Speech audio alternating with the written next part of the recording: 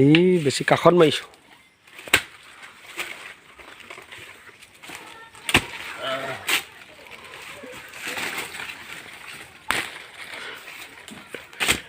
এনেকুৱাত হ'বনে?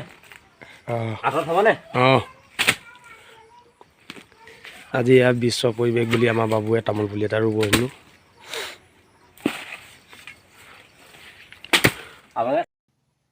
নমস্কাৰ, বিশ্ব পৰিৱেশ দিৱস সকলোলৈকে শুভেচ্ছা থাকিল।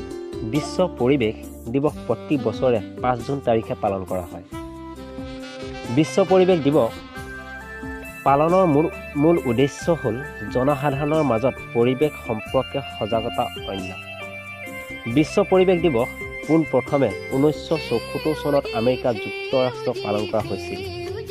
বৰ্তমান বিশ্বৰ 10তকৈ অধিক দেশত বিশ্ব পৰিৱেশ দিৱস পালন কৰে।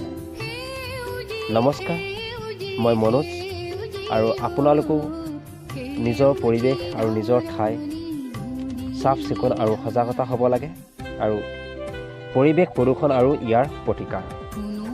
জয় আই অসম। পথাৰ কুলাত শোভে ৰ'দালিৰে ফুল ফল সেন্দুৰীয়া, সোণোৱালী হয় চৰ পথাৰ কুলাত শোভে ৰ'দালিৰে ফুল ফল সেন্দুৰীয়া।